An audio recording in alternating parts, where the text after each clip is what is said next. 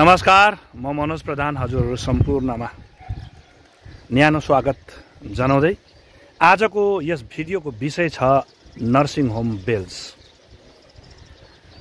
जब हामी बिमार पर्छौं मजबुरन हामी नर्सिङ होम तर्फ लाग्छौं र नर्सिङ होमले जुन बिल बनाउँछ नि त्यो बिलले तपाई र हामी जस्तो मिडल क्लास फ्यामिली को फाइनेन्शियल पोजिसन डामाडोल गरिदिन्छ। हामीले जमा गरेको जमा पुँजी सबै सकेर पनि हामीले खाई नखाई जोडेको गरगहना घर जग्गा जमिन सम्म पनि बेच्ने अवस्था बनाइदिन्छ। नर्सिङ होमको डाक्टर्सहरुलाई हामीले भगवानदेखि तलको अर्को भगवानको दर्जा दिन्छौं। तर यो नर्सिङ होम का डाक्टर्सहरुले नर्सिङ होम व्यवसायीहरुले यिनीहरुले मरेको मान्छे शुद्धलाई भेन्टिलेटरमा राखेर जिउँदै छ भनेर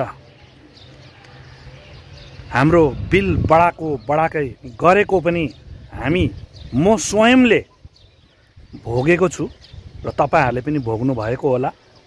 यदि सरकारले यस विषयमा लगाम कसिदिएदेखि र सरकारी हस्पिटल्सहरुमा जुन चाहिँ नर्सिङ होमको सुविधा राखिदिए, सरकारले नगरेको हैन, बहुत खर्च गरेको छ हेल्थको माथि, तर सुव्यवस्थित ढंगमा त्यो हस्पिटल्सहरु चलेको छैन।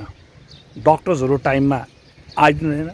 सरकारी अस्पतालका डाक्टरहरु पनि नर्सिङ होममा प्राइभेट र आफ्नो क्लिनिकहरु खोलेर पैसा कमाउनुमा नै व्यस्त छन् र सरकारले अगर सरकारी हस्पिटलमा जति पनि साना नेतादेखि ठुलो मिनिस्टरहरुसम्म वार्ड मेम्बरदेखि लिएर एमपी एमएलए मिनिस्टर्सहरु पनि सरकारी हस्पिटलमै इलाज गर्नुपर्छ भनेर सरकारले अनिवार्य रूपमा लाइदिएदेखि सरकारी अस्पतालको अवस्था पनि राम्रो हुन्थ्यो होला र निम्न वर्गीय मानिसहरुले पनि राम्रो इलाज पाउँथे र समयमा काल भन्दा पहिला नै कतिजना मानिसहरु मर्ने गर्छ र पैसा हुनेहरु त नर्सिङ होम जान्छ, पैसा नहुनेहरु चाहिँ कहाँ जाने।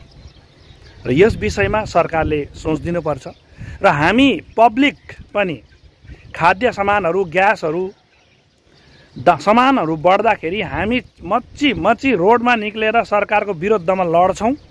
तर यो नर्सिङ होम हस्पिटल्सहरुको बारेमा चाहिँ हामी मुखमा ताला लाएर बस्छौं र यस विषयमा के कसो लाग्छ हजुरहरुले कृपया गरेर आफ्नो कमेन्ट बक्समा प्रतिक्रिया दिनुहोस् होला।